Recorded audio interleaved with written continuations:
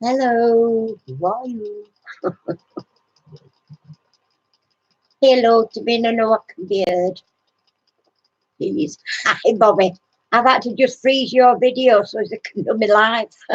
So you're on hold. I was just watching. Oh, it's en route. If it's not got to you yet, it's probably lost in post, Bobby. I've got a good one tonight, but I think it'll be too easy, really. And it's not music. So we'll see. We'll see how it goes. Hi, Linda. How you doing, Chuck? Glad you could make it. It's mostly comedians and their catchphrases tonight, so that should be fun because it's, as I say, it's mostly comedians. So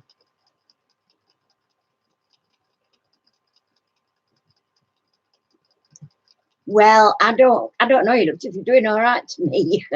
I'd only just found it though, to be honest, and it looked good, probably from where I was at. But I shall go on and watch it when I finished on here. As I say, I've got you frozen at the moment on another window, so I can go back and have a look. It looked interesting, and I'm thinking that something that I might like to have a go at. So I thought I'll just go and watch what you're doing and see how it's done. I've never done one. So I'm not usually too big on paper crafting. I've done a couple of albums that turned out reasonable.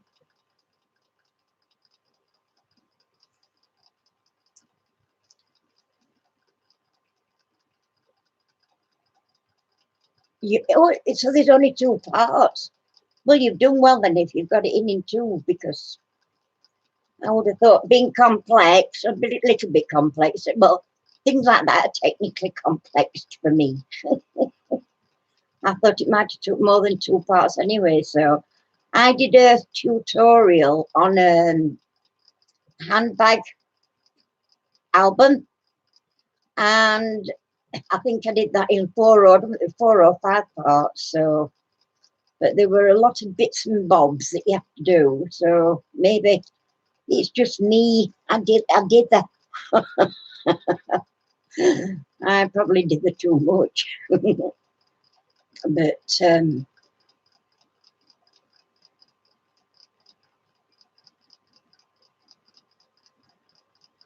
what's that one?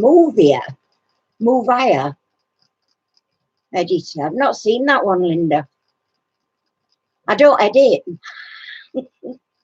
What you see is what you get with me. I think, quite honestly, excuse me, quite honestly, I think when it's just raw video, you're getting the real thing. You know what I mean? Yeah, I don't bother. I mean, yeah, I think people like to have a little laugh at me. You know what I mean? And I don't mind that at all. If anybody can, if it brings a laugh, smile, or anything to anybody's face, I'm more than happy. So I just leave it as it is, and I've never really got any outer complaints.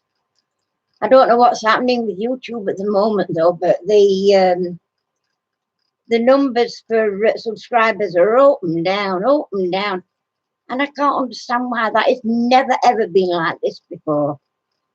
It hasn't. So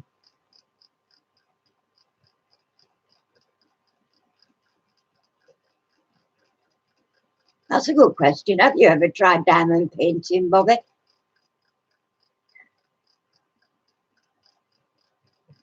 YouTube's tripping, it certainly is. It's on some good stuff. It's annoying. And it's worrying, you know, you think people are unsubscribing to you. I mean, I've never lost subscribers. Like, I've been getting 3 new ones a week. My numbers have been going down instead of up. How does that work? Never worked like that when I went to school.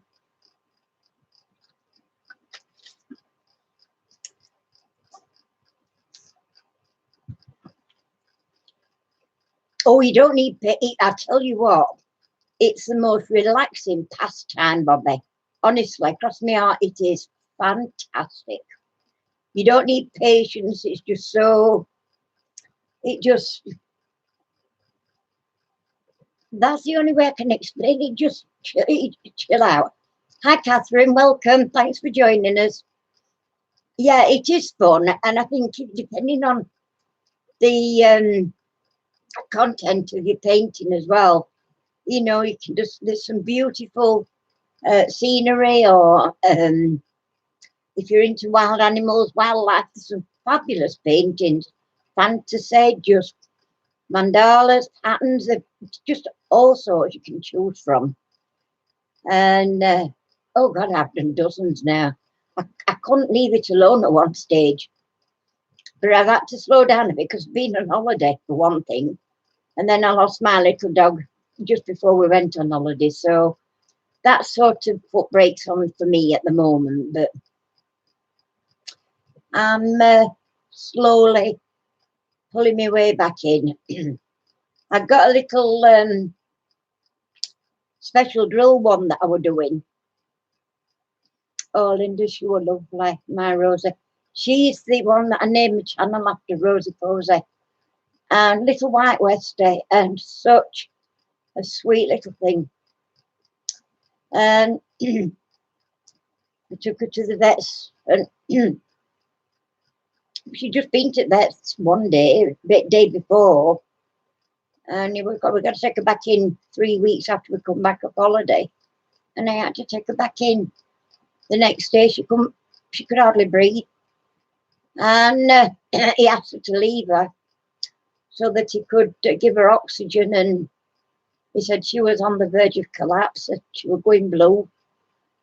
And he said she actually started to get some colour back. And then the nurse just popped upstairs for a few minutes. I'm assuming a coffee break. Rosie was in no danger as such. She was only on about 5-10 minutes. And when she came down, she stopped breathing. The vet tried everything to get her breathing again, but it was just too late, and she was just too exhausted. So 9 years old, and she's gone. I can't have another one. I'd love another one. I don't think I'd have a puppy again if I had one, but see, the thing is, I'm not fit enough to do anything for it. It would all be down to Harry. He'd have to bath it and clean up after it and feed it, and, you know. And he's got his own issues, health issues, so it wouldn't really be fair. As much as it's killing me to not have one. That's the first time in my life I've ever been without a dog. It's just awful, really. But anyway, I've got a bike. I had her cremated. I've got her in a little casket up there. The box that she came in had a lovely little bit of a sentiment on it, so I cut that off the box and framed it. I want to get a really nice picture of her. to put in a frame at the side. And then I think I'm just going to titillate her casket up a little bit because it's very plain Jane. It's just like plain wood. It's not even varnished.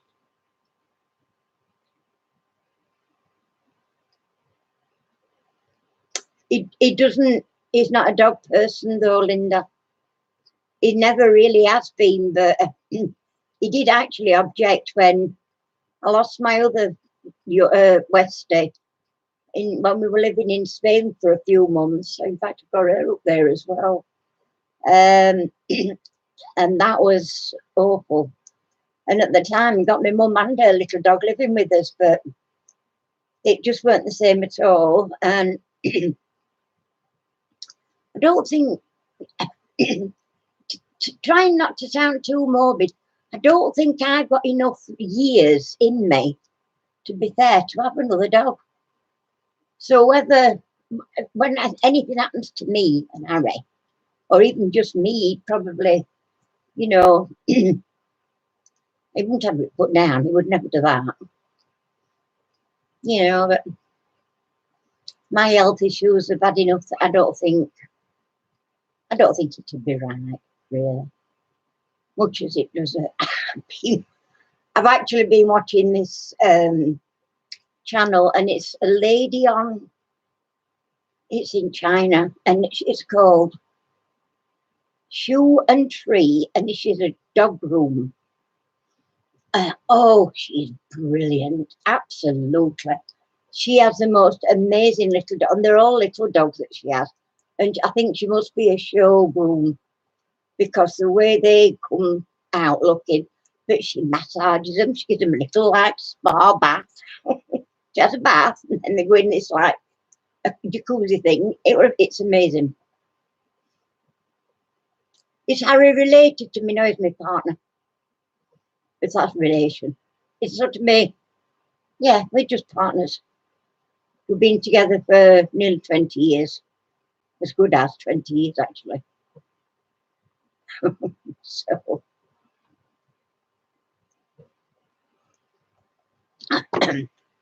we're living in sin, so they tell us.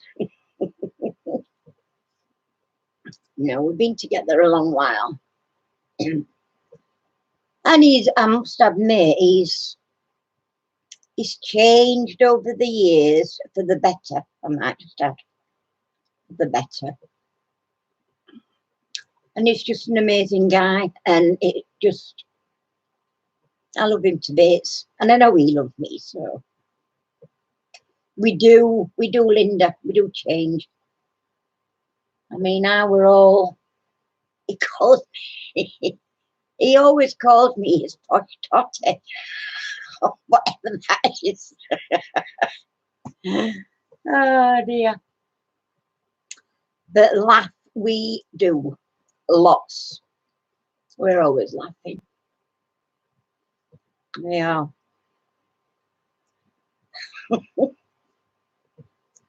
Yeah. So when I've actually, I'm going to titillate her little casket up a bit. I got a tiny little angel with a crystal ball yesterday when we went knit. Hello, Laura, darling. How are you? I'm just saying, I got a little tiny angel with a crystal ball, and I'm going to just titillate Rosie's casket up a bit and put that on because she was my little angel. And she's still mentioned in my comments a lot. My little angel Rosie. Bless her. She was a little sweetie. I don't know. The things we do for our little munchkins. But they are, aren't they? They're all our little munchkins. Right. So this week's quiz. Ooh. I hope you're up on your comedians and their little catchphrases, because I did get a few from the American side of TV, but unfortunately, me not knowing the they're there. I got them on the list, America, and there were lots. But I don't know, what kind of shows there were or anything. So it makes it a little bit difficult to compile a list. But there were some that I recognised, so I'll put them in. There's 25 altogether tonight. 25 questions. And we'll see how we go. Because I don't know about anybody else, but it's very, very hot here. It's Harry says it's not. Well, it is for me. I am roasting. I've got a fan on here. I've got a fan on there, both blowing this way.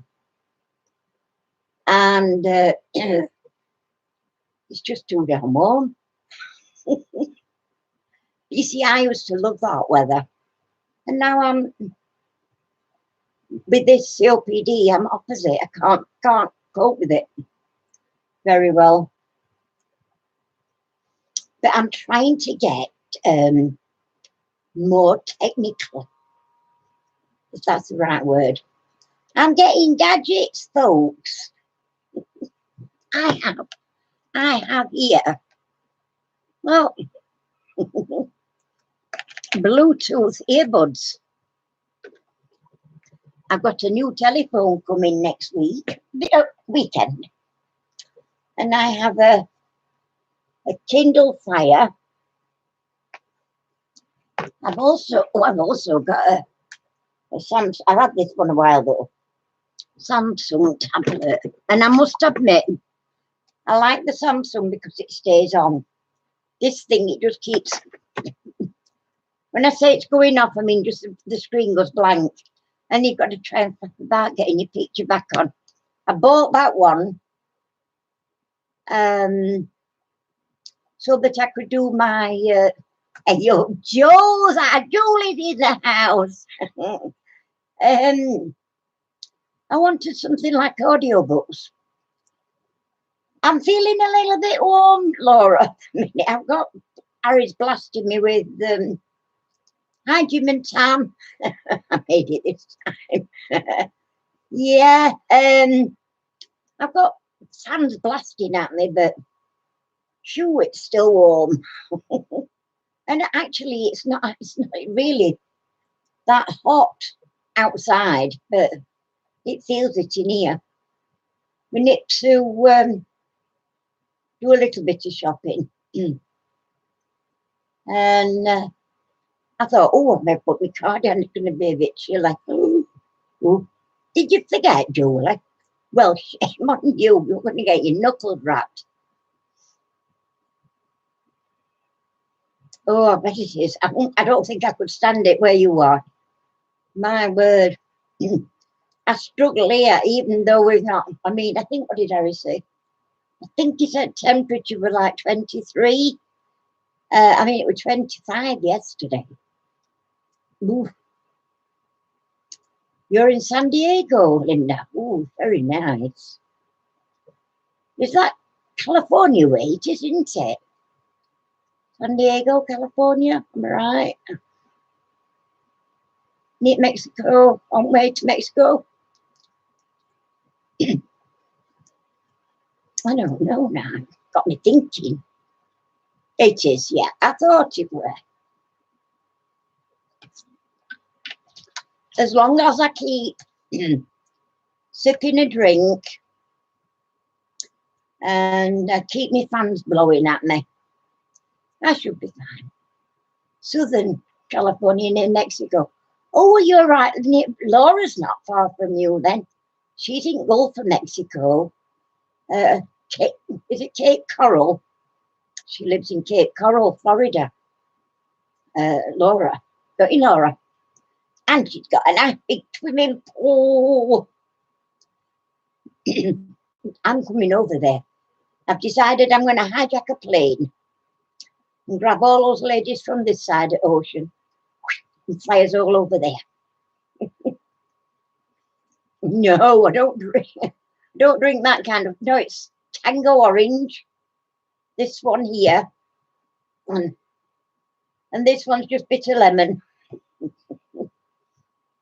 Oh, I'm coming. I'm coming. Probably tomorrow. When I hijack a plane first. So, but I've been a good girl, and I've been in craft room this week. Shall I show you what I've made? My kids have grown up and gone. My daughter, I'm going to see my daughter actually tomorrow. I see my daughter a lot with her two boys.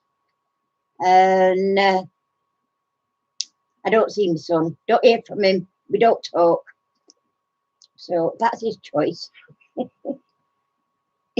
Such is life. There's always one in there in a crowd. Is it? Or it must be me. Wow, Julie. Well, your box is gathering spiders because I've not shut it up yet. Oh, we've been to Home Bargains. We've only got a little Home Bargains here. We have to go into Retford if we want to go to a big one, but that is huge. That branch, it's massive. I'll show you what. I'll show you. I've been playing. I haven't done one of these for ages, and I just felt like doing one, so. Oh, there we go.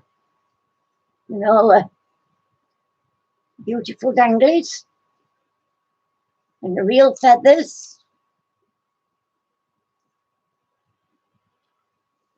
I love this colour.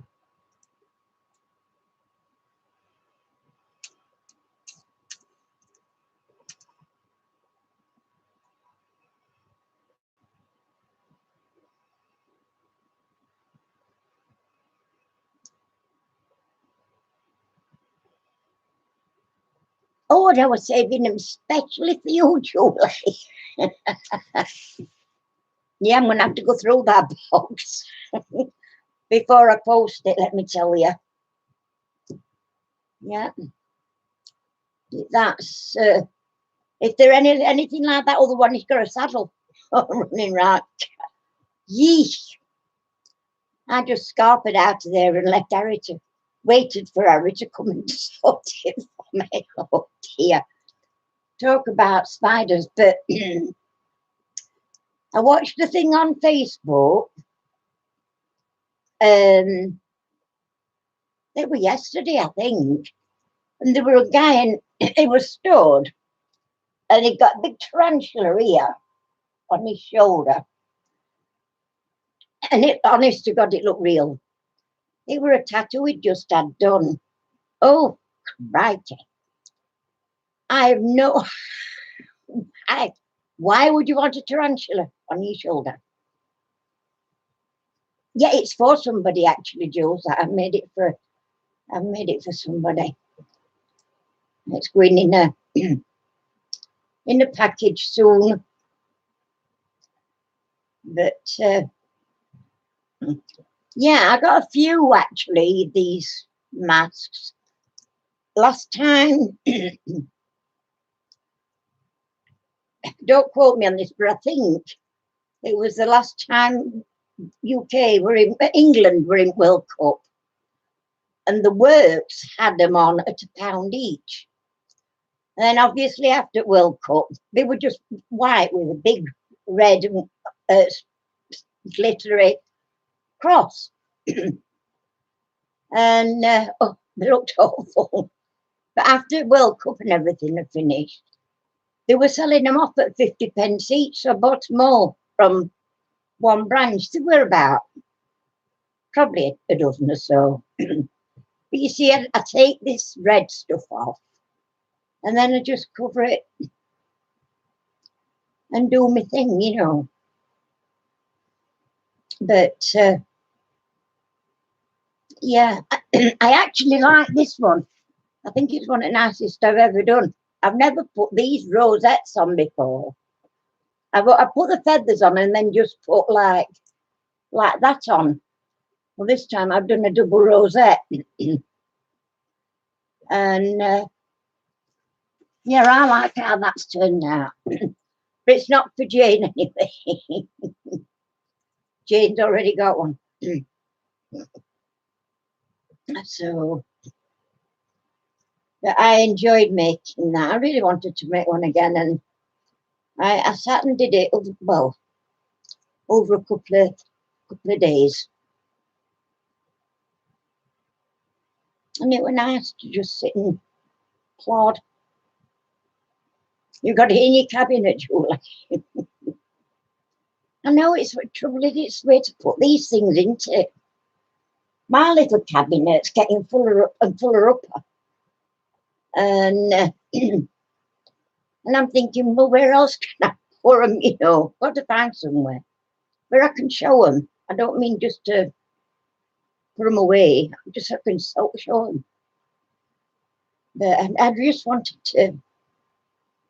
I was in a crafting mood, you know, and it gets you like that, doesn't it? Sometimes you just feel you've got to do something.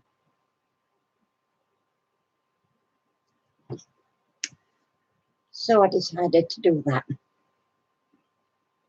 What colour were yours, Julie? Jane's would obviously be purple, but what colour did yours?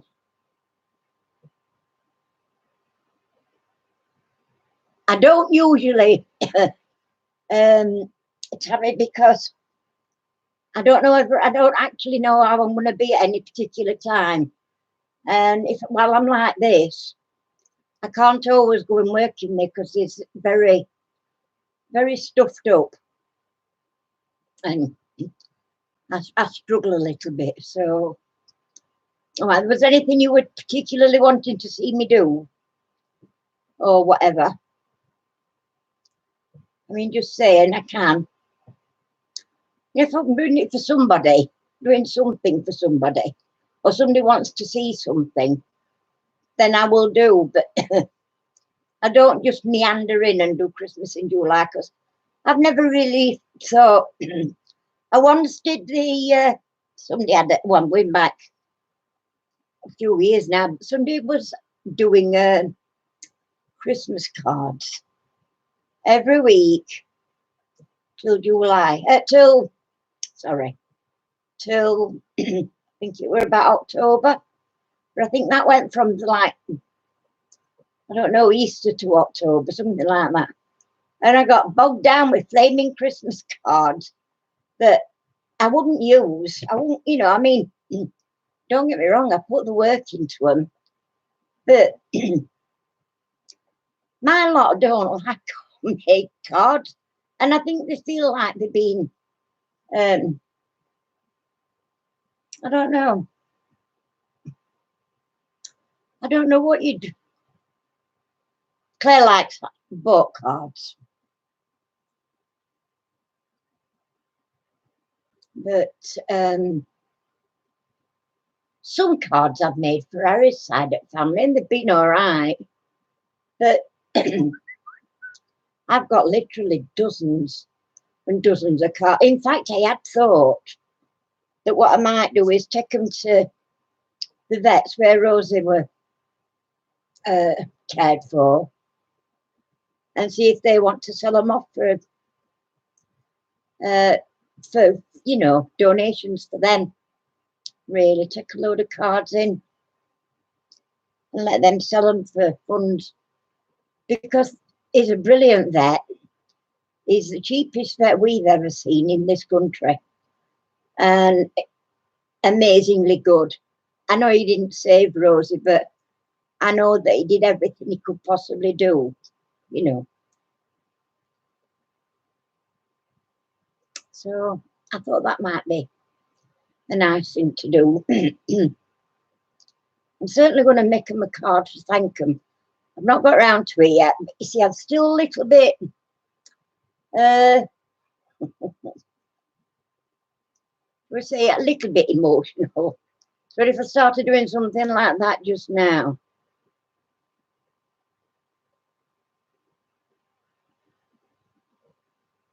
All right, Julie.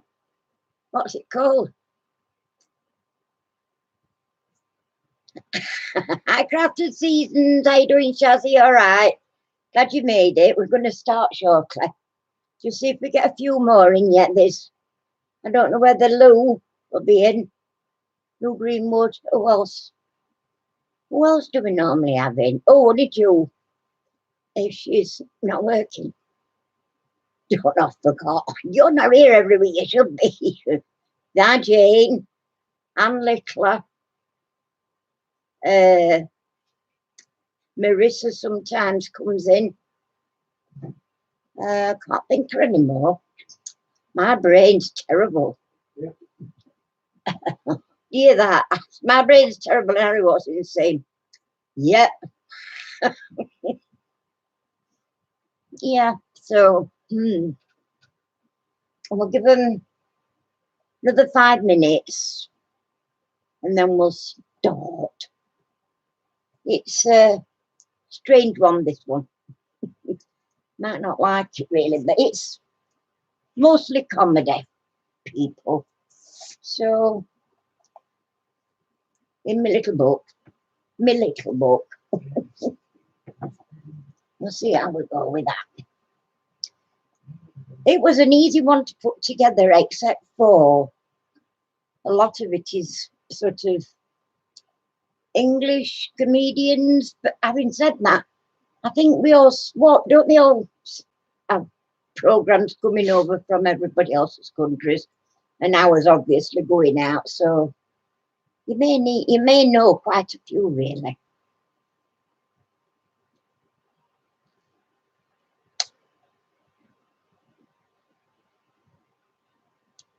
Yeah.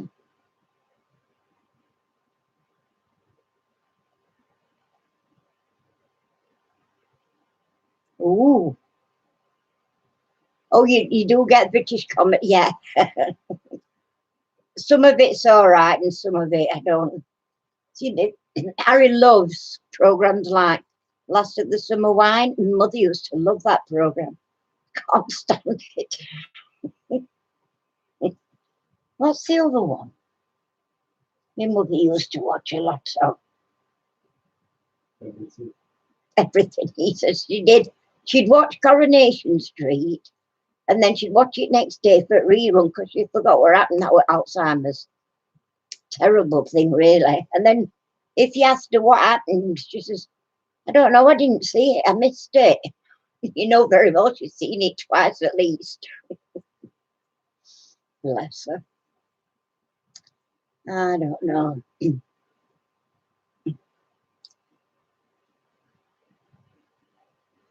It's wow, you've got thugs in your area, Julie. Is it one of them? But it's a scrap loft village. Is it like that place that Jane took me to, where everything was excuse me, everything was cheap? The good stuff, but cheap. I don't know.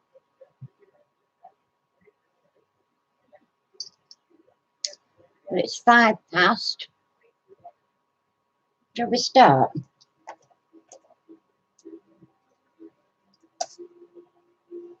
Who wants to start, please? Who wants to start answering these Looney Tune questions I wrote down? Yeah, I've done 25. Me move that out of my way. Are you ready? Here we go. Monday Night Live quiz. Is everybody sitting comfortable? Right, number 1. Who said, cast your mind back a long way? Hello, my darlings. Who said that? I can hear it now. Hello, my darlings.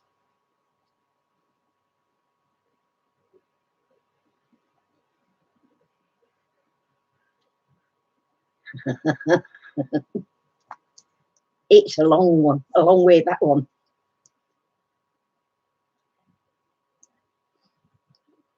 Possibly, it's probably the hardest one on here, actually, first one.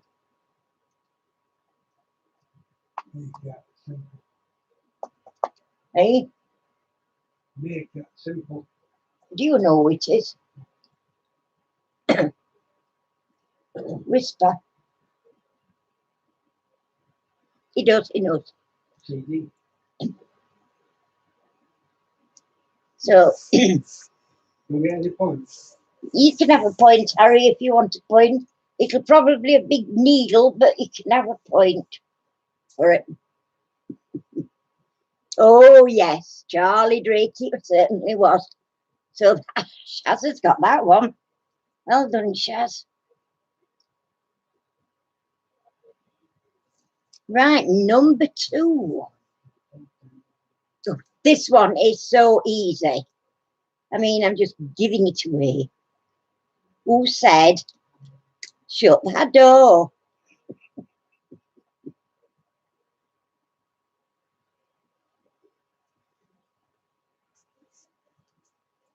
Who said, shut that door? Yeah, Julie got that one. Larry Grayson, it was. That's our Jules then.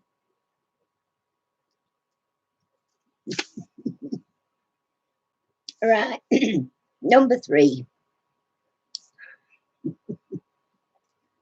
Who said, I'm free? I'm free. And I know Harry knows this one as well. Yeah. What was his name in program? Do you remember, Catherine? You know who he played? You're right. It is John Inman.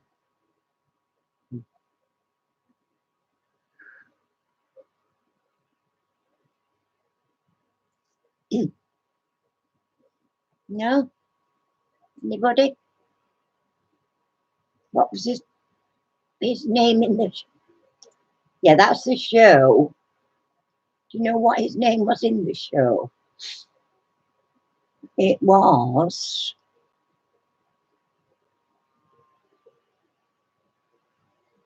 Mr. Humphreys. That's who it was, Mr. Humphreys. But you still get the point, Catherine. So there we go. Number 4. Who said, may your God go with you? I loved this guy. He'd have waited, I'd have married him. I think only had to a grasshopper. Who said, and may your God go with you?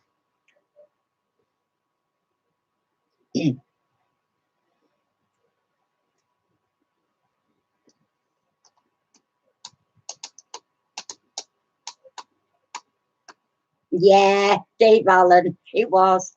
Well, Shaz, you're on the ball. Yeah, I thought you were a lovely bloke. I did.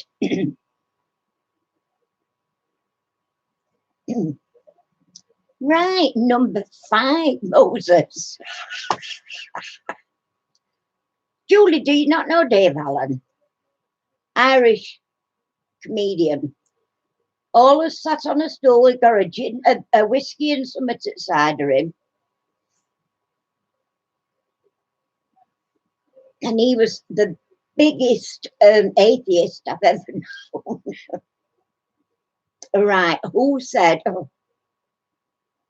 oh, you are awful, but I like you. Oh, no, honeymoon, listen to me. Sorry, honey, June, welcome. No, we're only on number 5. He did have a show. Yeah. Yeah. Who said, oh, you are awful, but I like you?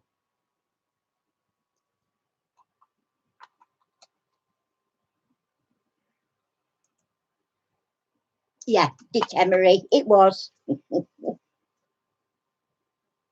That's Catherine again.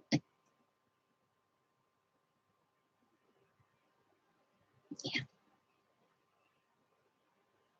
I'm going to put search around names and then makes them easier to see. Right. This is another program I can't stand. Who said, you stupid boy? You know, the stupid boy. Yeah, he knows.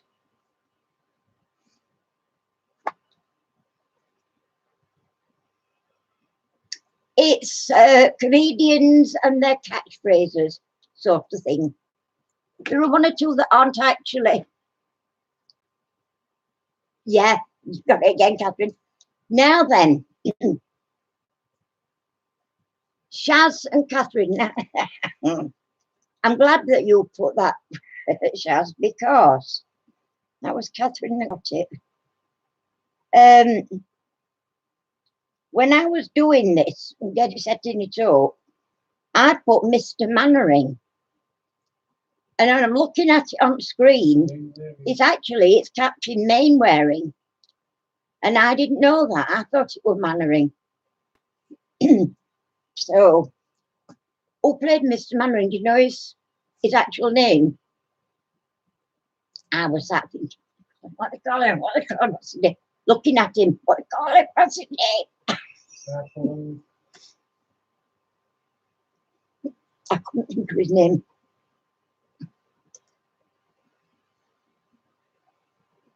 No authors? There's no point for it. Just it's whatever. His actual name was. I know I was like that, and I was looking at his picture, and I couldn't. What the devil do they call him? It's Arthur Lowe.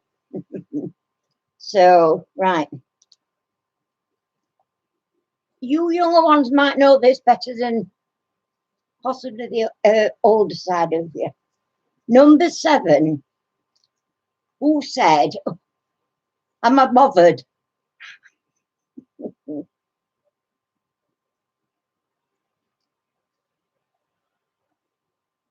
Who said that? "Am I bothered?" You young ones should know this one.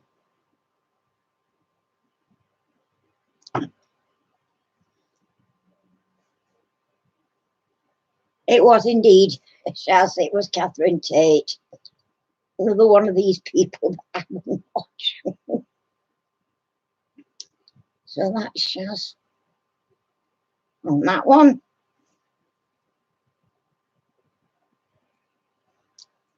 Who said, just like that?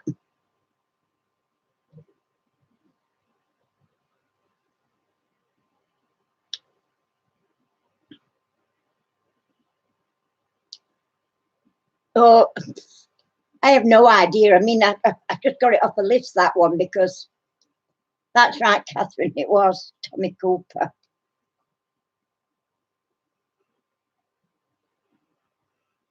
These two are running ring rounders, aren't they? Catherine and Shaz, right?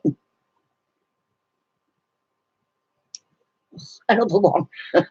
Who said, yeah, but, no, but, yeah, but, no, but? I want to be able to tell you who said this.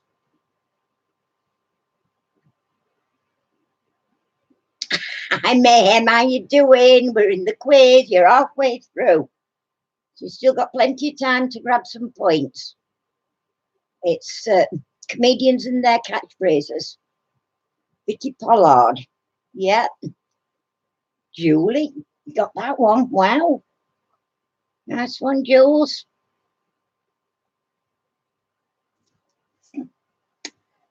Number 10. Oh, Harry's mentor, this. I'm sure it is. Who said, "I don't believe it"?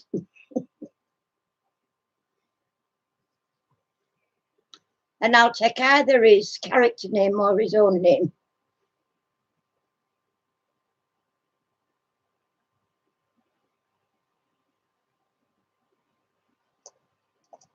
Yeah, it was Victor Meldrew, aka, what's his other name?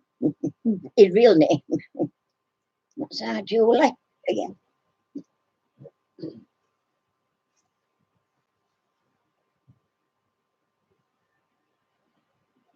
No, but Richard Wilson is his own name. Number 11. Now, this is not a program that I've ever watched. So I really had to go into everything to find out if I got right thing. But who said, I have a cunning plan?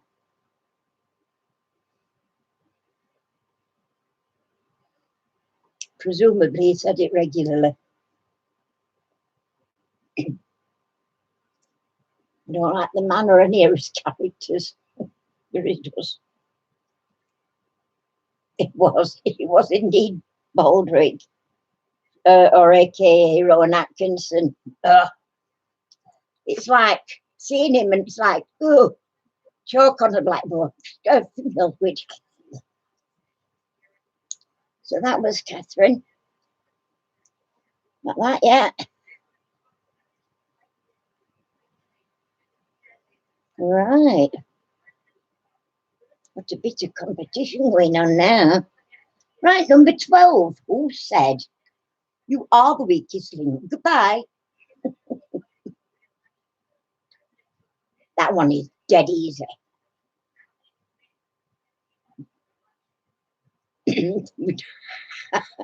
I won't worry about that. We don't count on spellings. You don't have to have an exam certificate to play this game. You can see my book, it's got more scribblings in it.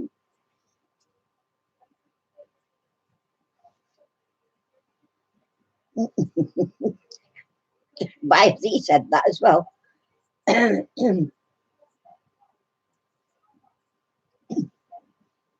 are the weakest link.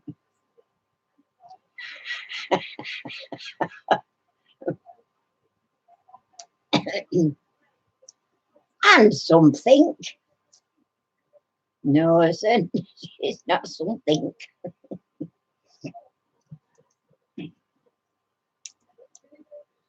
And you are the weakest link. Goodbye.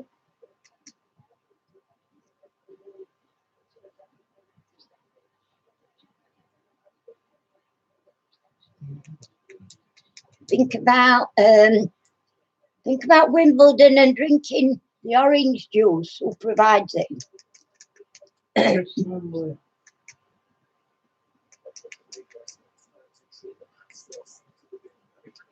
What? Swiss Family. Oh yeah.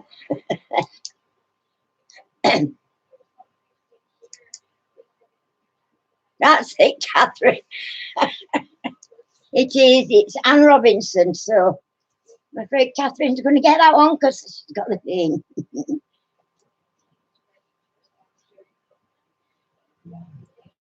Okay. Then, who said, didn't he do well? Another one I don't like.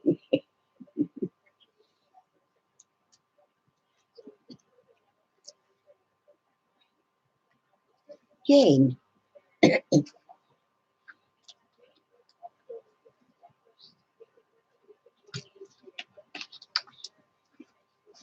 Yes, it was.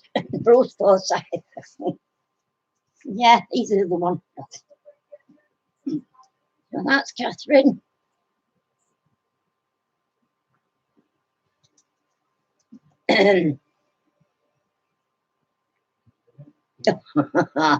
Now this is right up my alley. Who said, it's good night from me and it's good night from him?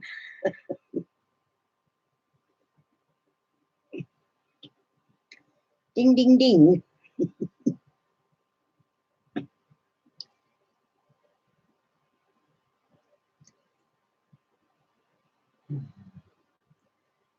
Yeah, that's it, Julie. And it's exactly what I've got on my book as well, the two Ronnies. So Julie gets that one.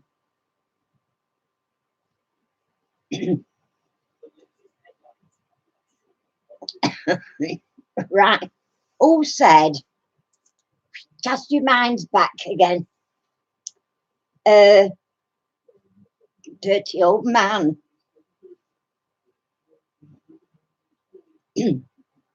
I like the two Ronnies. I thought they were brilliant. I was going to put 4 candles on here, but I thought, oh, that's too easy.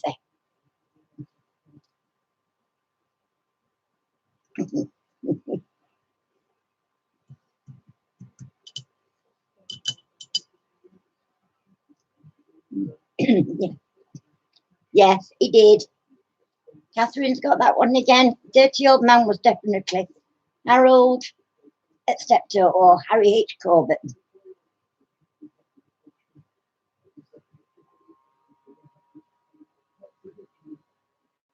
Right. Oh, this is another way back when. Who said silly old moo? And where did that come from? Silly old moo.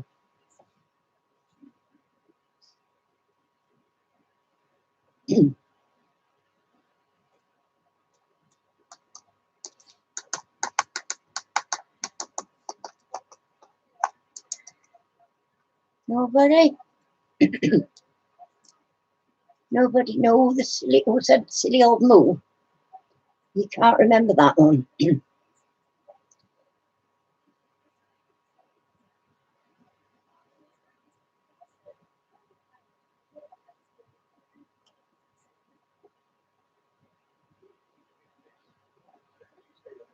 Yoruba.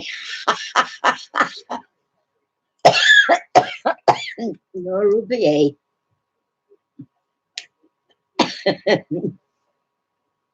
There's not many you can say who was saying it too either. No, but I'll tell you one thing. That's it. Yeah, Shaz has got it. It is Alf Garnett. I want to say it's the Eunice Stubbs was his daughter, and I don't know whether he were married to her, supposed to be married to her, or just a boyfriend. But the guy that she was courting is actually Tony Blair's son-in-law. So that's that was Shaz, wasn't it? Oh no, it weren't Shaz. It were a man that got that one.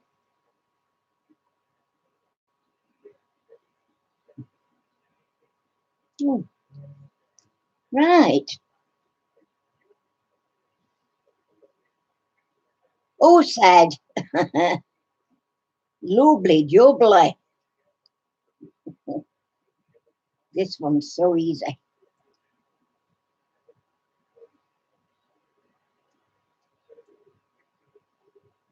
Okay, Honeydew. Well, thanks for popping in, and speak to you next time. Bye bye for now. Take care. Don't work too hard.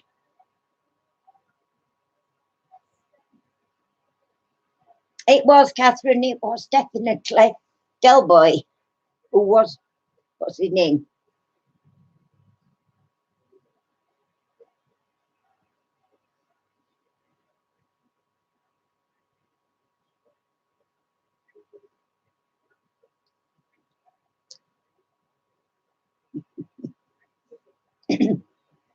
David Jason. Not know his name. Right, here we go again. Number 18. Oh, we're into America. We're over water a little way. Who said, the plane, boss, the plane? And it'll have to be character name because I don't know his stage name.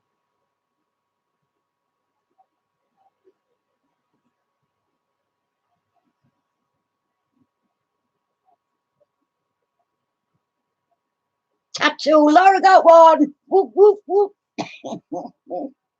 That's our Laura.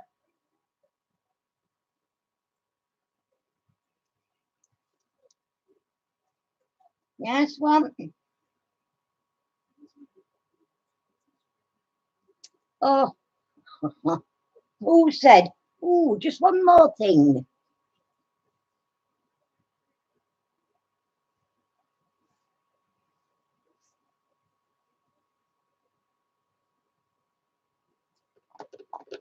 This is America side at water, so think America. Yeah, it was mayhem. It was definitely Columbo or Peter Falk. So that was mayhem that got that one. Mm. Uh, who said, live long and prosper? Everybody should know this one.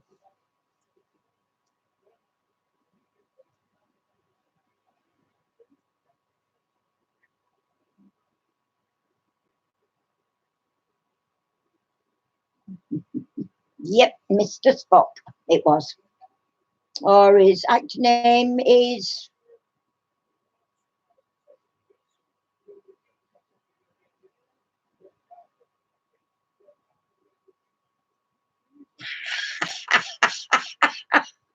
Harry. Laura says, you were the one that said live long and prosper. Laura says, Harry said it. Hey, dear.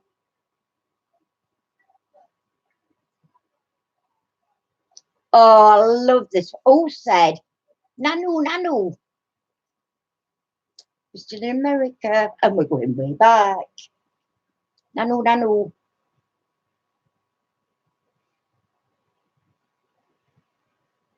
I think about it, look what.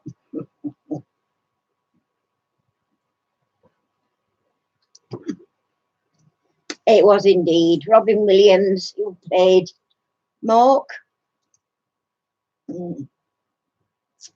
So that was me and Megan. Good. Who said, who loves you, baby?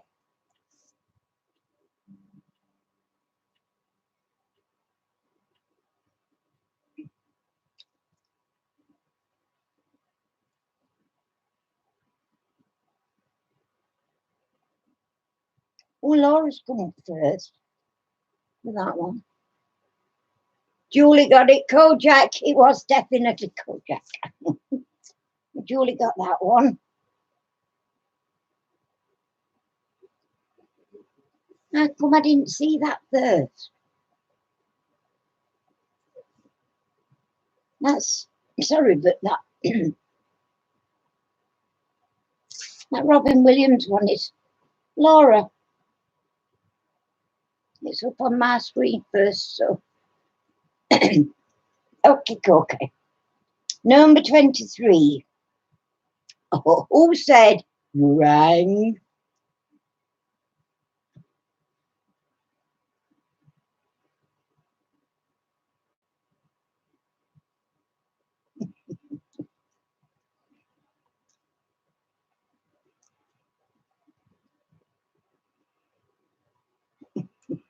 Lurch, it was definitely. That's another one for our Laura.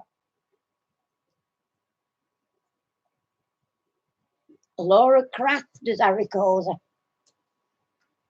Oh, who said, get your fingers typing here? Who said, yabba dabba doo?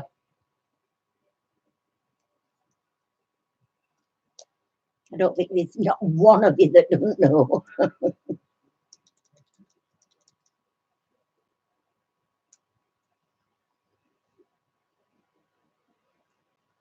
That's it, Laura got it.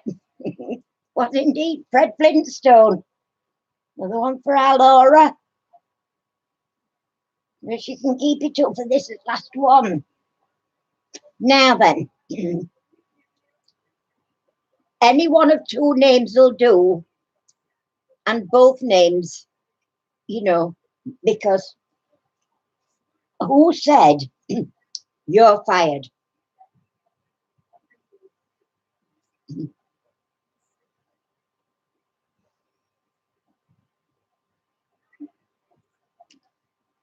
Yeah, Laura's got that one. But who in this country said it?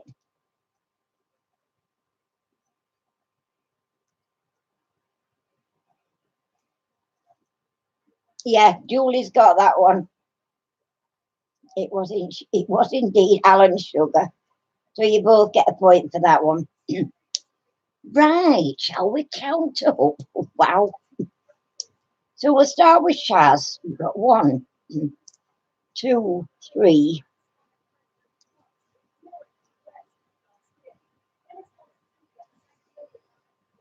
Oh, I thought it hasn't got more than that. 1, 2, 3. Well, this is why I've circled them tonight, because so she has got 3.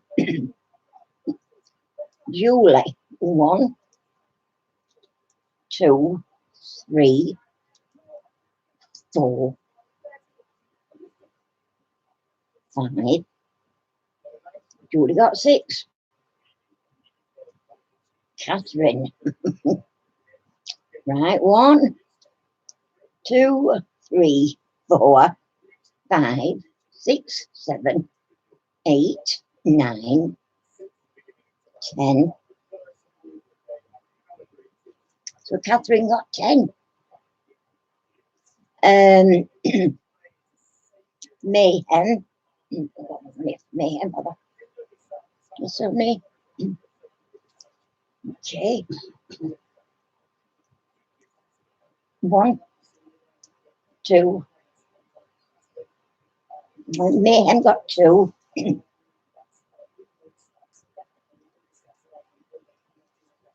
And I love you, Laura.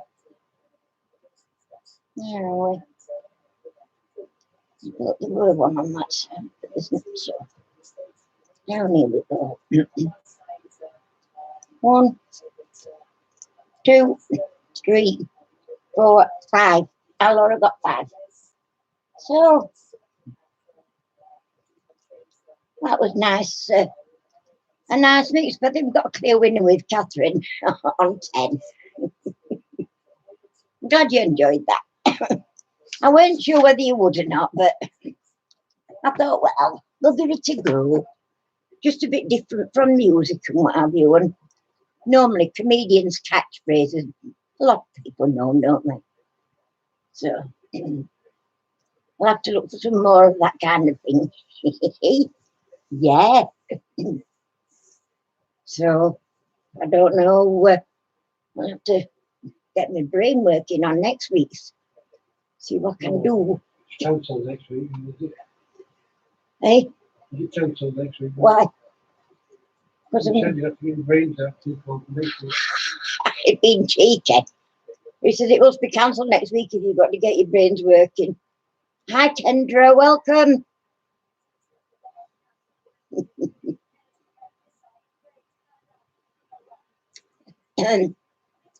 Yeah, it's I think it's good fun actually.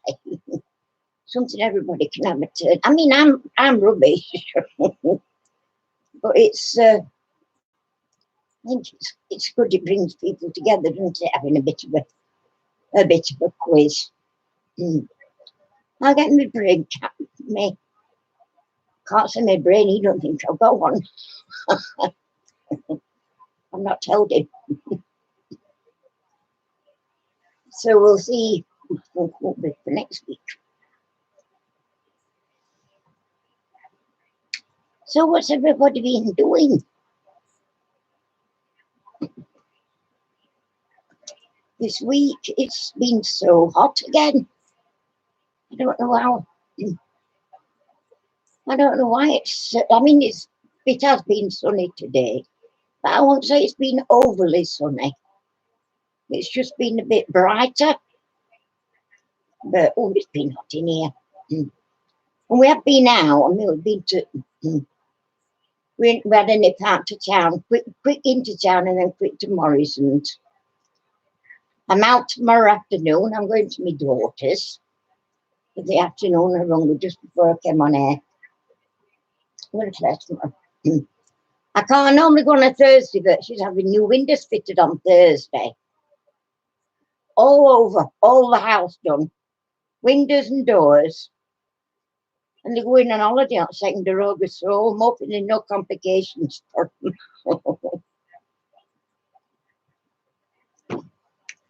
But whoever owned the house before our Claire, I got, I don't know, something strange going on. All the doors, the outside doors, open out. She's got big high double step and the door opens out. So anybody at top of the step, if they forget, like silly bugger here, You fall down them. But now, when she gets all the windows done, they'll open in the right way. I don't know, I've never known anybody have the doors opening out.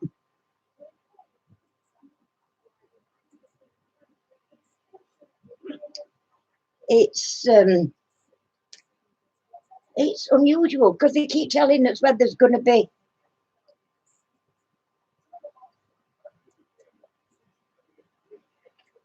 Yeah, I just don't understand why. Why would you want your door to open out? I've got one door in this house that opens that way, and that is the little toilet upstairs on landing. It was a cubby, apparently it was a cupboard. And previous owners decided to make it into a little toilet because the bathroom's downstairs here. And that is dead handy. That is the only door that has to open out because there isn't room for it to open in. But I don't want my outside doors opening out. Just don't make sense at all, that. So I'd like a nice big bay window in here. Five's, I'll tell you in a minute when I've got my teeth in. A 5-unit bay window. And it needs a canopy and a base, so I don't know how much that would cost.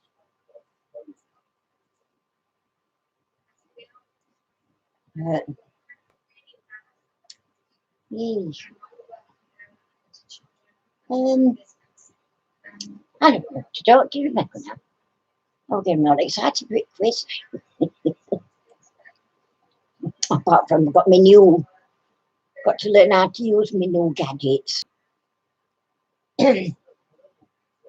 We thought, well, I bought these Bluetooth earbuds, and they charged up, and don't know that right. And we actually have had them on my Kindle Fire, because I bought a Kindle Fire so that I can have audiobooks. Because a normal Kindle, you can't have that.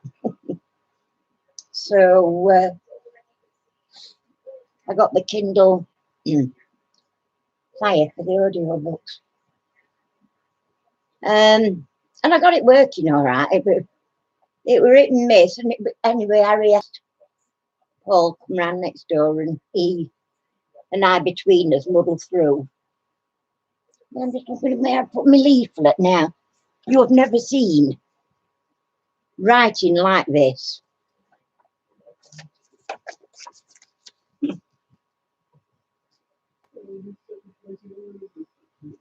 It's even bigger on there than where it is here. It's macroscopic writing. How can you follow that if you can't see it? It's crazy. So I don't know. I'm going to have to nip. So talk amongst yourselves while I get back. I'll not be many minutes.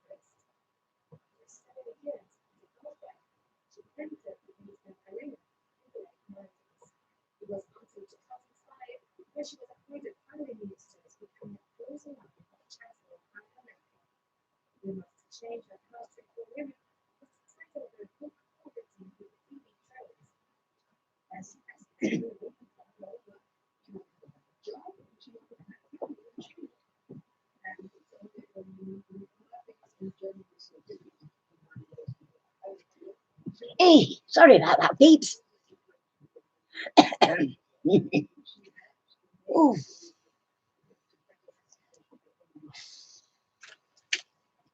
Let me catch my breath, peeps.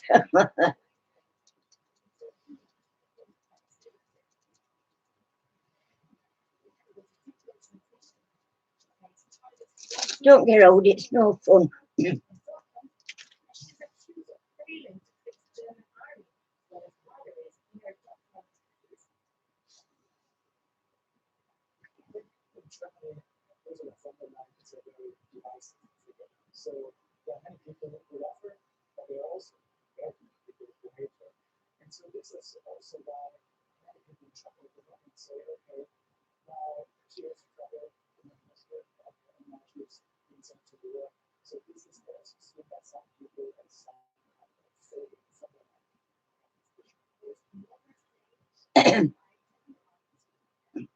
Oh, I'm all right, mate.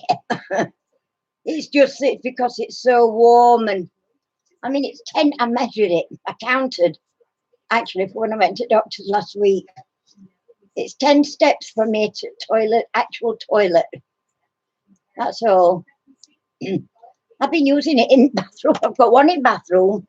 I've got two here, and I've just used it in bathroom, just used it here. It's the heat. That's all it is, really.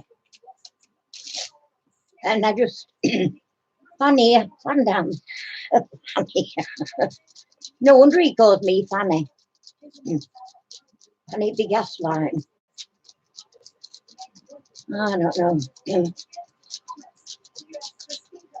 Don't worry too much, Laura. I'll get it. I'm still going to hijack that plane.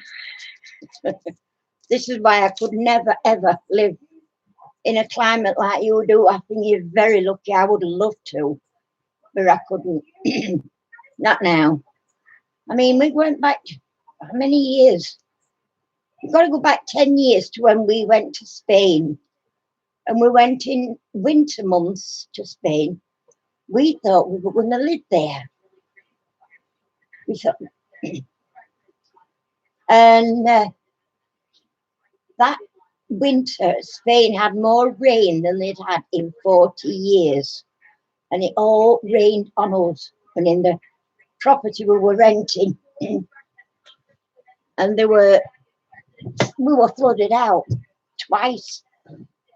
The landlord put us into a apartment place in Benalmádena while he emptied, got all water and everything out. But they were all my stuff in on crates and things all wrapped up, but we'd had shipped out. And it all got ruined. There were fabrics, there were my cake tins, ornaments got broke, all that kind of thing, all ruined. But I get used to it now. But I said to Harry, it started getting a bit warmer in May. And I said to him, I don't like this heat, it's killing me. So I said, we've got to go back. We've got to go back to England, no choice. And here we are. But if we went anywhere on holiday now, we've not got to go, we can't go in the, good weather. And that can't go in, the height of the seasons. It flaming did, Julie. They said it was the worst rain they'd had in 60 years. That winter we were there in Spain. When Ernie and I my last husband, went to Australia, I think that was the first time we went. Yes, it was first time we went. And my aunt and uncle who we were actually going to be staying with my uncle was just being told he got a tumour in his kidney, and they were going to operate that on the Monday, because we arrived on the Sunday. So when we got there, she said, Peter's coming up and he's going to drive you down to Sydney, and you're going to stay with him and his wife for a week, if that's all right, just while we get Les sorted. So I said, fine, no problem. And we spent a week in Sydney, and we went all over, absolutely all over, and we loved it. But whilst we were with Peter, and his wife was called Anne, and whilst we were with them, they took us to the Blue Mountains. And I thought it was brilliant. Oh, the Blue Mountains. My granddad, before you go, don't need any thick clothes. Says their winter is better than our summer. And I thought, well, I have heard, that it does get warm even in winter there. So we didn't take any thick clothes. Big mistake. We went to where the Three Sisters are in Blue Mountains. Three Sisters are like three really, really sheer rocks stood together. And the actual little town, or if you could even call it a town, was called Katoomba.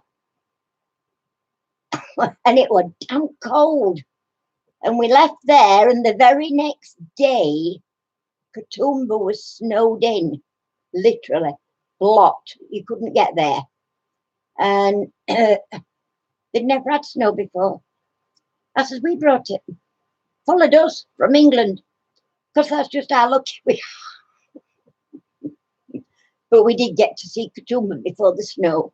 They were all on news and everything when we were over there, like, Katoomba's seen snow. They've never, ever seen snow before. A lot of Aborigines had never seen snow.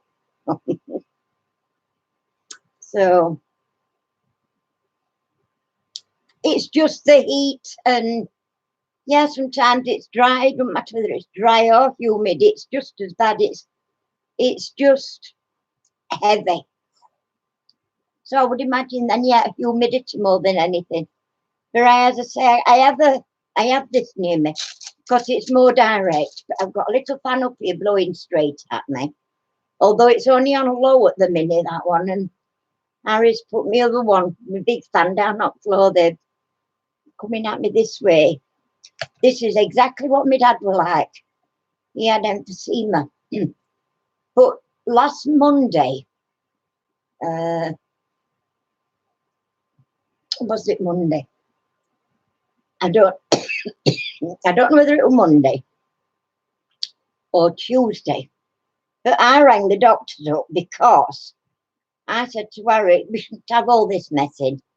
I should let them know that I've got worse, you know, they're going to have to do something. So when you ring our doctors now, they ring you back, won't give you an appointment. The doctor will ring you back and ask you what the problem is. She'll take some details off you first, receptionist, but then the doctor rings you back. And he'll usually say, oh, I'll send you a prescription to a chemist, go pick it up. But this particular day, the girl said to me, I explained I got COPD, and unfortunately, I was having more and more breathless attacks than I've ever had. And some of them quite, you know, scary. And she says, I'll get the nursing practitioner to ring you back, the surgery practitioner to ring you back within an hour. Oh, within an hour, my eye, she were about 3 hours ringing up. And she said, can you get in here for 10 to 5? So I said, yes. So we went. And I suddenly dawned on me, oh, God, I hope it's not her that I saw for me COPD review, because I wouldn't see her again ever. And I shall tell them, if I can't see somebody different, I'm not coming for them. It's that simple. I don't like the woman. I can't be doing with talking down to me. Do you know what I mean? Don't see you like you're a child. And I could literally wring the neck. I do have a nebulizer. It's down here, side of me, and I've got my little nebules all lit up, just waiting to go in me. Only use one, but you know. Anyway, when we got it was actually a different woman. She was nice. And she says, I'm going to give you a drug. And I nearly said to her, I don't take drugs. Just out of fun. But she says, these tablets, she listened to me, chest and what I do. She says, these tablets will break up the mucus on your chest. So I said, right. So I said, what will I have to do? Will I have to cough it up, or will it just be absorbed? She said, oh, no, you wanted to cough it up. It'll just go away. Anyway, they're like really great big horse tablets, are huge. And they're them capsule things that's got powder in there, you have to swallow all. I've got Bailey's down here on its own and only bloody cocoa. She were really nice, tried to be understanding, which, you know, but I think now I've gone beyond that stage, and I think, and I mean, Harry says, well, you don't really want to be thinking that way. And I said, look, I think I should be on oxygen now. So every so, you know, for short spells. A friend of mine, she's in a similar situation, and she has oxygen, and she has it in a little carrot, you know, push around trolley thing in house. And she has to have it on at least 18 hours a day. So I thought, oh. But regardless, if you need it, you need it. My dad had an actual oxygen machine in his house. And my dad were on it 24/7. He were on it in bed. We were on it when he was sat up. That would be difficult, because I'm not having my dad bed downstairs. So I don't know what would do them, but you know, when you get to this stage and you ask your COPD nurse, who was the one I saw in January, can I have a second inhaler? Oh, I have to keep that one upstairs outside my bed. It lasts me just a month. For my morning, I have 2 puffs in the morning through a spacer, and 2 puffs at night through a spacer. That stays in bedroom. I need an inhaler down here. I also could do with taking one, and I do carry one in my handbag. And that is only because my neighbour next door, bless her, she gets nebulized. she gets inhalers and she doesn't use them much. So she gives them me. And that's the only reason I've got inhaler. I've got one, I tell you, I've got one in the bathroom. So I didn't sink. Got one, two in here, I've got one in my handbag, and I've got my one upstairs. I've even got a little one in my craft room. And that's because Carol next door's given me some. So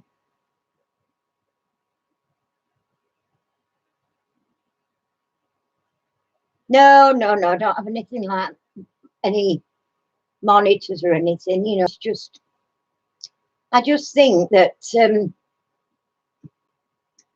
the doctor should be taking just a little bit more interest now than palming me off with the nurse. And don't get me wrong, they are marvellous at the job they do. But I think I've gone beyond that now.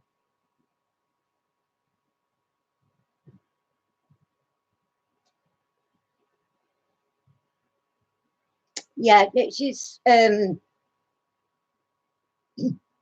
you ring, apparently, if you go on to, I've got to get onto internet now to make an appointment. To make an appointment for a doctor on internet. No, that's not how it should be done. They had, on our surgery, there was an annex where the physiotherapy is. It's all one new building. Well, it's not new now, it's been there a long while, but it was all built, purpose built. Doctor's surgery, we've got chiropodist in there. We've got umpteen surgery nurses in there. And then this piece upside was an emergency clinic. There was a doctor in there from, I think it was 9 till 11, and then 1 while 5 in afternoon. All of a sudden gone. Shut it down. No explanations, no nothing. Just cut it off, stopped it. Well, this is exactly what I've said, Julie. I know I've got internet, but not everybody does. And they shouldn't take it that everybody does. And while we're talking to this nurse, she was on about me joining a cessation clinic to stop smoking, right? So I said, right. She says, just have a word at reception and they'll get you organised for an appointment. So when we went to reception, waited ages and ages and ages because she was having a real good chinwag with this other woman. Went to that work, it was just a chinwag. Anyway, she said, then, oh, can I help you? I said, yeah, apparently you've got a cessation clinic and I need to make an appointment to see somebody. Oh, she says, we don't have it now. It's been stopped. It's not here. They've moved it all up to Western somewhere or other. I mean, yeah, Harry does know where it is. But why is our surgery shutting all these things down?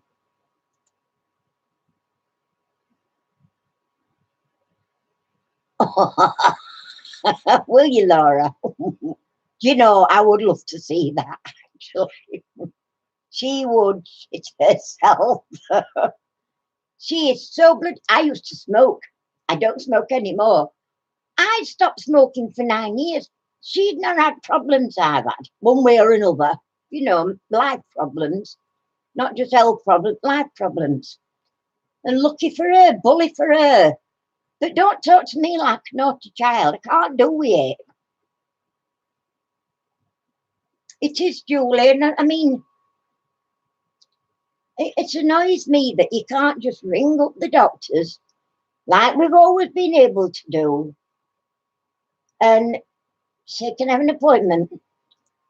Can you tell me what the problems, you know, give me some idea of the symptoms? Fine, I don't mind that. I don't mind cooperating with receptionists because they'll point you in the right direction.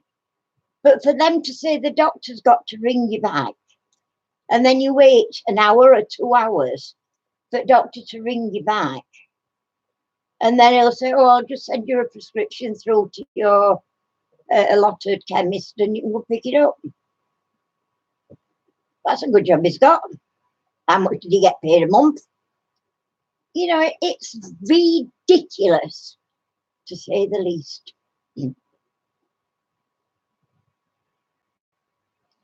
I wish they would, but apparently you've got to be almost dead before they'll come out. And I won't let Harry send for an ambulance. I mean, that's one of the things you said. If your situation is life threatening, dial 999 and get an ambulance. So basically, just palming you off onto already overstretched hospitals. But I mean, Aussie Golden. Harry likes that. Oh, does he know it's on? He don't know it's on, obviously. Yeah, so I think it's all balls, all this, that. They're overworked, they're overstretched. Our lot aren't. They're on a bloody free ride. They're having a whale of a time in there. There was only 1, 2, 3 people in that huge waiting room when we went in at 10 to 5. And don't get me wrong, I know that a lot of people do go and waste a doctor's time. That, you know, I know that. I've seen it done. But my dad was of a similar situation that I'm in now. When he was at this stage, he didn't have to go to doctors. They rang up, doctor came out to him. Same doctors. Same, no, it's not. I'm lying, not same doctors. It was the other doctors I used to go to.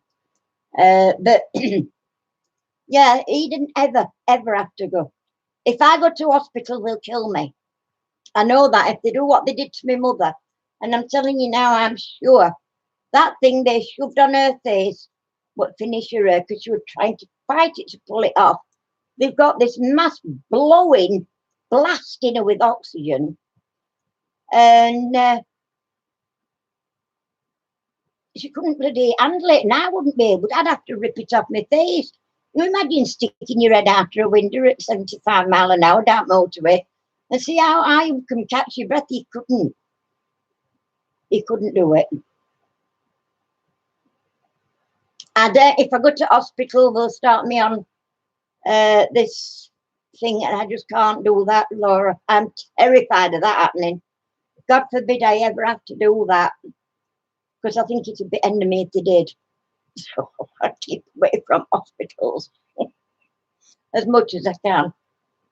I mean, they can have as much blood out my arms as they like. I don't care. They can stick stuff in me. I don't care. They're not sticking that mask on my face for nobody. I mean, I even struggle. With that. I have to have that on. And I literally have to up my glasses over. Let me see where I'm there. So that I can either watch what I'm doing on there. And then I've got it like, it's like what's on my face. With my glasses on. And my glasses are getting all this. I'm trying to hold it as close to my face as I can so I don't lose any of the solution mist that's coming out. Because all up into my glasses, it's like salty. And my glasses are all like, I have to clean them off every time. They're all coated in like a salty, but greasy, I don't know, weird stuff. And it's from Nebulizer. So, anyway, even now, she used to ring up and order prescriptions over the phone. The receptionists aren't allowed now to take your subscriptions, your prescription orders. You've got to use the automated machine. I can't pronounce half that stuff I've got. I do it, but one of these days I'm just going to end up with wrong thing. In fact, I missed one. I was off last week.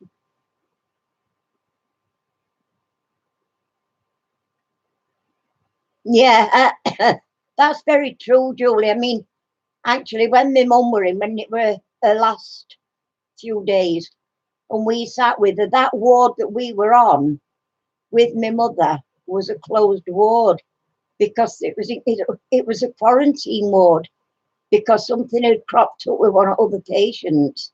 So they had to close ward down. So they were very cautious on who they let in and out. And you had to make sure that you washed your hands every time you went out and every time you come in. We were a carry on and off. It really were. But they didn't have a choice unless they put my mother in another ward, which obviously they hadn't got room to do. So I don't know. Don't know why that would be. It's a lovely hospital we've got, but it's just, it's like everywhere else. I mean, it's not just us. Yeah, do you know, I've seen some on Facebook, Laura, with the mouthpiece. And I very nearly bought one because when I went in January to ask them about, to see them about me annual check, and we asked her, we took the old nebulizer with us, and we asked her if there were possibilities that we could get another one because this one we're getting really, you know, heated, getting hot too much and taking too long. And she says, oh no, she says, we can't give you one, you smoke. You'll have to get your own or go back to the person that gave you that one. And I said, well, it was district COPD nurse that gave me that. So she said, well, you'll have to go back and see if she'll get you another. So I said, well, she's signed me off and over to you now.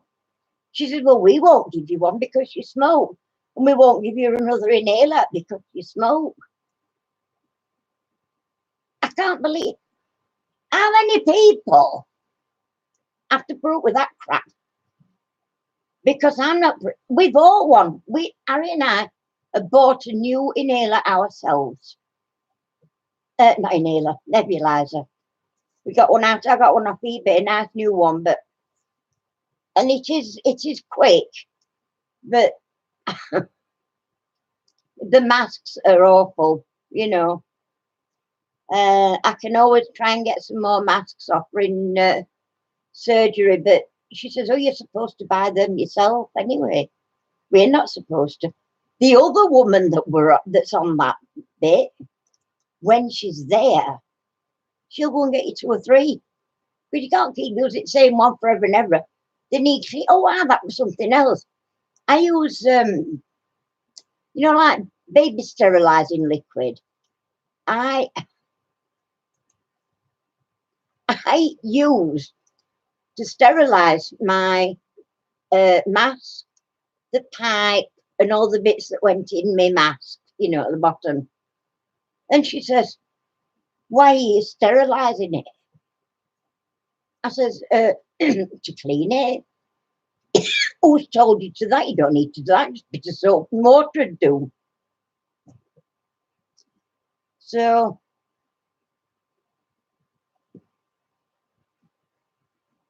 I don't know.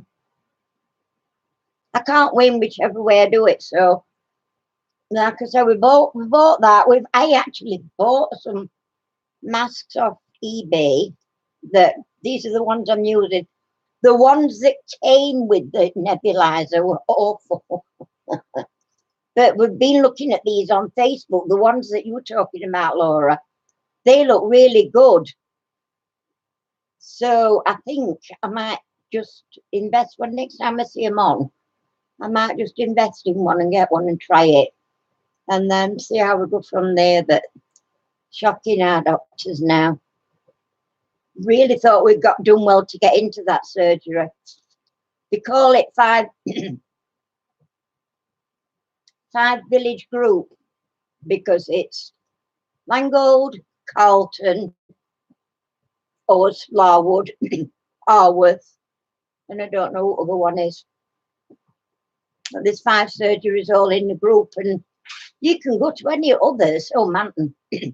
You can go to any others surgeries if you want to see a doctor. But why should we have to travel to another when there's one's nearer? Or what would be the point? They're all the same doctors.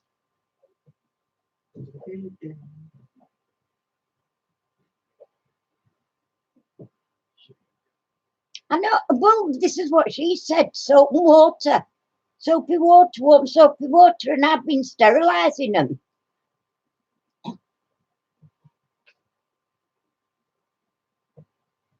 You're talking about the cannula, are you, Laura? That's what my dad had. My dad had a cannula on day and night. Usually they'll give you a little tank. It's about, I don't know, pity. That's why does that to me. And and that's a cannula going up your nose. It's not like your nebulizer with your salbutamol liquid in it. It's proper oxygen, and it's a cannula. So yeah, they do. That's what they use in hospitals. Yeah, but I have masks because well, that's all I'm used to. But we have seen that one on Facebook and thought that does look a good idea. Whether it would be any easier, I don't know. But when you've got nobody to ask because they're not interested, or they want to palm you off onto somebody lesser, then what's the point? You can't ask anybody because nobody wants to tell you, who wants to talk to you. And this is why I really, really am sick and tired of this bloody doctor's surgery doing what they're doing, what they're getting paid for now, because they don't do very much.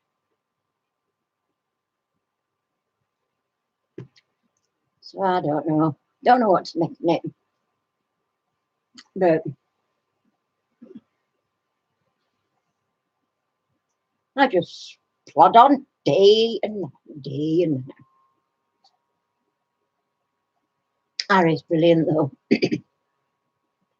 He makes sure I can get to the bathroom, to my chair, wherever. It is, Julian. I don't know what on earth they're thinking.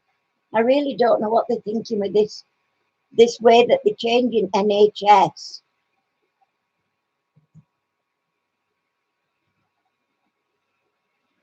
I'm not worried about masks.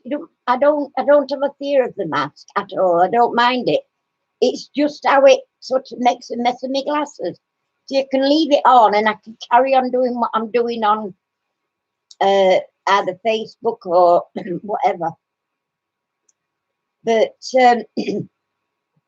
it's just such a pain in the backside. And these ones, they're a bit bigger than the others. And so that's why I have to hold it to my face so that this stuff's not going up here. It's just wetting all my glasses through. It's supposed to be going up my nose, not in my glasses. So it's a bit, I don't care. It's not the fear of the mask, Laura. The only mask I fear is that big one that literally covers the whole of your face that they got on my mother, and there's no way in God's going to put that on my face. No way. Yeah, I could do with some, Julie. I have actually somewhere. Oh, I think you might have took them over there. I've got a box of glass cleaners. I have to keep doing them. So the cleanest they've ever been. Because every time I use it, I've got to use a glass cleaner. Or if I get it while it's still wet, I'll use a tissue. I've always got tissues on my table here. Because in the morning, sneeze, without stopping, non-stop, 2 dozen sneezes at least, and then I get a straggly one at end. But yeah, I'm looking to have a guy like Harry that's prepared to, help me out like he does. I couldn't manage without him, to be honest.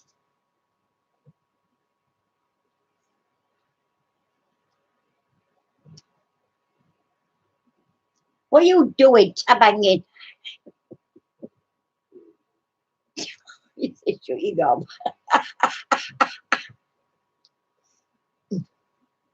He is, Julie, actually. Oh, these are them bloody tablets she's given me for, because half of them, the huge.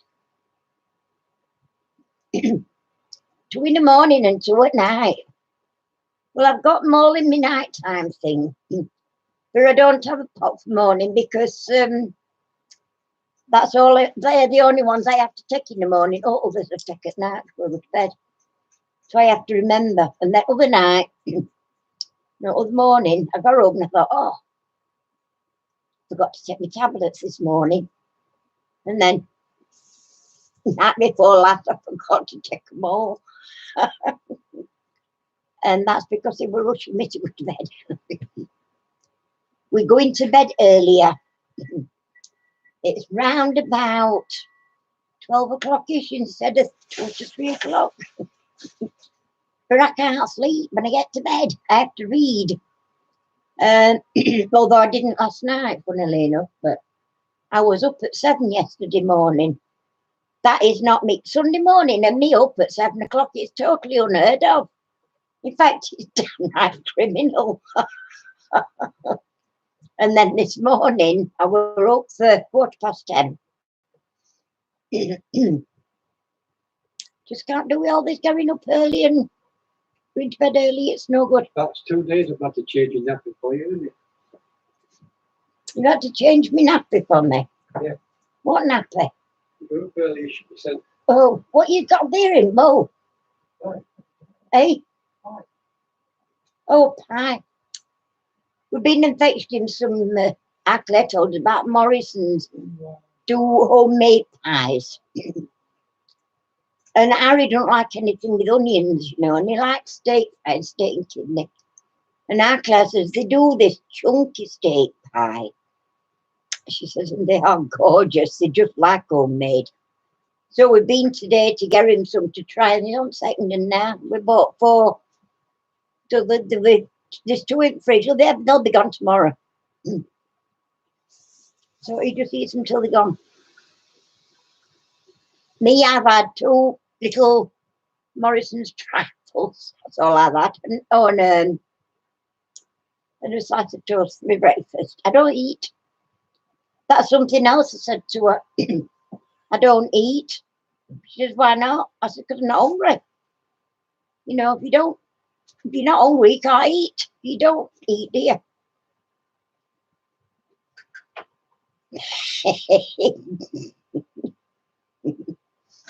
So, I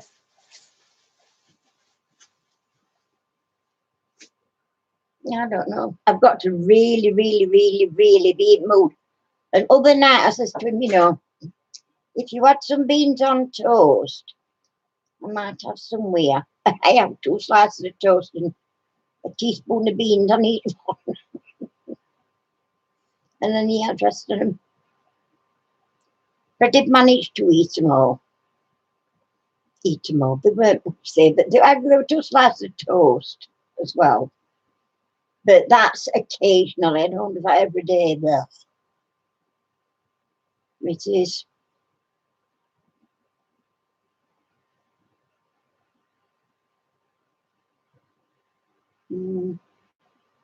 I might, I mean, I'm quite prepared to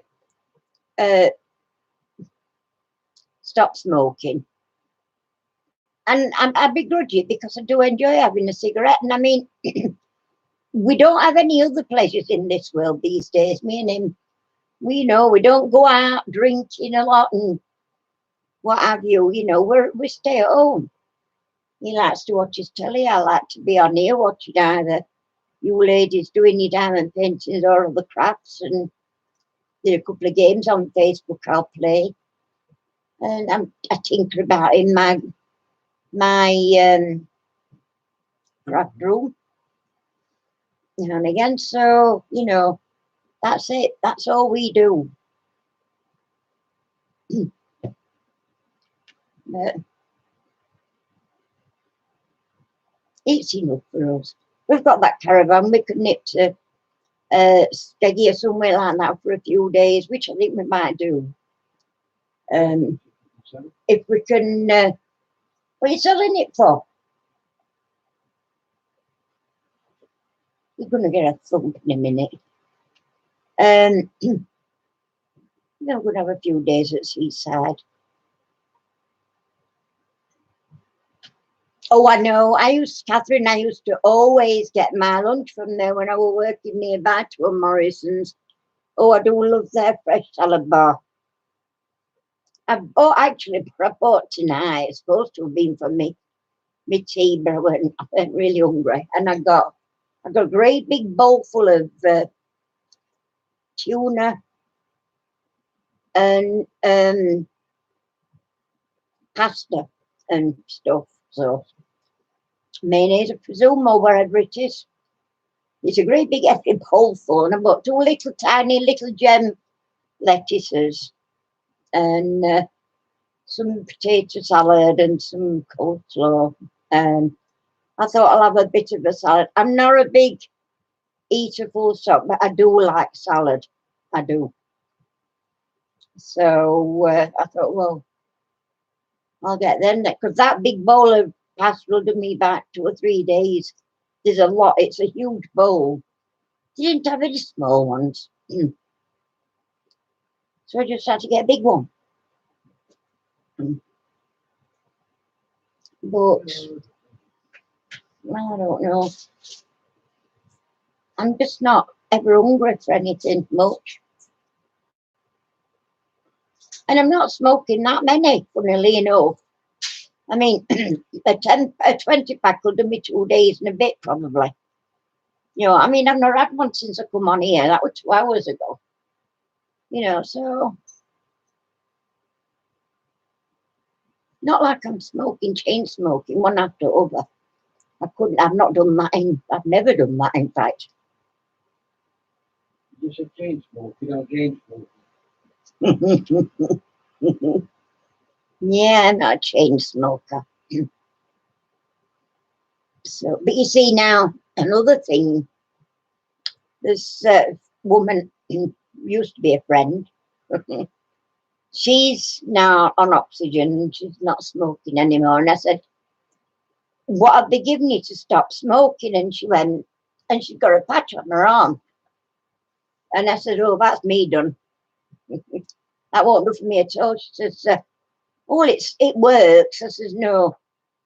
I went to my doctor's up in Orkney and she gave me patches. Yeah, first one nearly killed me. I'd only had it on half an hour, 20 minutes, half an hour. Put it on, went to bed, and I got laid down. I says to her, oh, I've come over all weird. Oh, my God, I feel like I'm dying. He says, get that fucking patch off your arm. And I whipped it off, and, you know, within about 10 minutes, I were all right again. I said, that's enough using them, so I'll never use patches. It were definitely patches that were making me ill that night. And it weren't like I'd got patch on and then I was smoking. You can't do that. Once you've got a patch on, you can't smoke while you've got it on. Well, I weren't. So that was that. So I can't have patches, so I don't know what else they'll come up with. Besides, apparently you can get some pills. Now then, the problem with that, if I have pills and they affect me in a similar situation to the way the patches affected me, it's already in and I can't get it out. Like the patch I could whip off quick. But you can't do that if it's a tablet. So what do you do? So it's a bit of a dilemma what to try, really. I know some people say they give you something to put inside your cheek, or, you know, I don't fancy that idea, having something stuck in my mouth. I mean, I know you can spit it out if you don't like it, but you've got that taste on it, whatever it is, for quite a while, haven't you? So can't imagine that being very nice. I've never seen them, whatever it is that somebody were on about it, and I thought, oh, I don't think I like that idea at all. But I got on scales when I was getting in the shower yesterday morning, and I've gone down to 10 stone. So I was creeping up to 15 stone or 14 and 3/4 stone. And I've gone down to 10 stone. So I'd say I've lost a good bit of weight. And I think I was 12 stone when my mum were alive, and she's been gone 4.5 years. So about 12.5 stone when my mum were alive. So it's dropping off me faster and faster. The more I don't eat, the more it's dropping off. But it's not, I'm not eating because I want to lose weight. It's nothing like that. It's just I don't eat because I'm not hungry. What do you do? Oh, bye, Catherine. I haven't bored you today. Glad you enjoyed it. There'll be another one next week. I don't know what it'll be yet, but there will be another one next week. You see, now, after we'd seen this nursing practitioner, after Richard gave me these tablets and what have you. Oh, when does that to you then? Oh, yeah. She gave me these tablets to take in the morning, 2 in the morning, 2 at night. So Harry says, well, maybe, because we'd done it, sort of took it upon ourselves for me to start using my nebulizer at tea time, because I always get bad after tea time. But once I start taking these tablets, he says, why don't you drop my tea time nebulizer off now? Because it weren't them that told you to use it. I did, we're using it twice a day when I first got it. What the actual COPD midwife or district COPD matron that told me to use it in the morning and at night, which I was doing. Then I got a phone call from practice manager, Richard, we called him. And he says, can you tell me who told you to use your nebulizer twice a day? And I said, well, yeah, it was district matron, COPD matron. Well, I think you should drop it down to once a day, because he said, you know, if things get worse, and they obviously will do, you've nowhere to go if you're using it, you know. And I thought, well, I suppose in a way he's got a point, but you know. So it was him that told me you should only use it once a day. And I have only been using it for once a day for a long time now. But then, I don't know, I think that whether it's been because of upset with Rosie, losing Rosie, I feel like I've been on a slippery slope. And I'm sure that's what it is. I don't think it's so much my health, although it's not very good.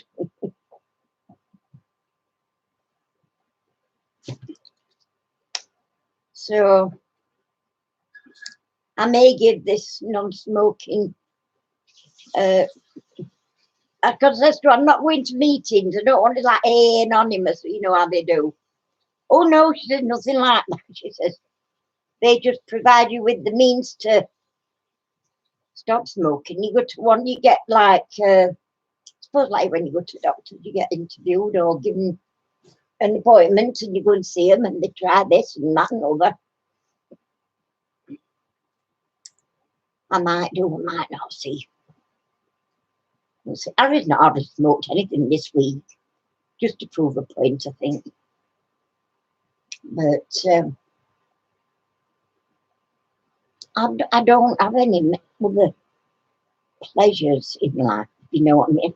I don't drink a lot. I know I always say I've got Bailey's down here. I don't drink a lot. I hardly ever drink it. Now and again I'll have a bit in coffee. And the only time I've ever had a really good amount to drink was with our Janie when I was down in Wales. Oh, we had a ball. We had a ball. We did. 2 bottles of wine later and a load of Baileys later. Jane, I poured Jane a Baileys out. She said, I've never had any. I says, oh, you try it, you'll like it. She went, took it back, but just, I don't know. She says, I don't know whether I like it or not. So get it down your neck, there's some more coming. So get her some more. She had 3 glasses for somebody that didn't know whether she liked it. I didn't give her much choice. But we had such a laugh. We did. We had a laugh. And I can't wait to be coming up here next year. So I'm looking forward to that. I've got time to make a bed up. Got a bed in there. She's got best bed in house in that little bedroom, I'll tell you. A big double bed. And it's heaven, that mattress. One of these big, it's 10 or 12 inch deep mattresses. It's a lovely bed. It's great. Anyway, folks, I've been on 2 hours. And I've drove Harry nuts. And I'm just waffling really now. So I'm gonna say night night. And thank you all very much for being here. I enjoyed the quiz immensely. And I hope you all did too. And I'll get another one set up for next week. But I think I ought to just take a I might even have a little walk out into some fresh air because these fans are blowing. They blow cold. You don't realise this. Sometimes you put them on full whack. It's blowing me back into my chair. They blow cold.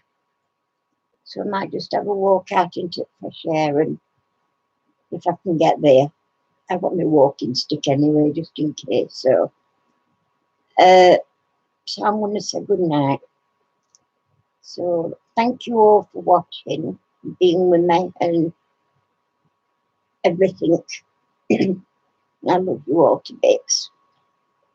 And I will speak to you, no doubt, very soon.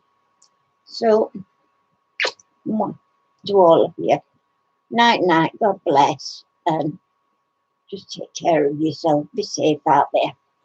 All right, my darlings, night, nights. In a wild crocodile. Mwah. Night, night.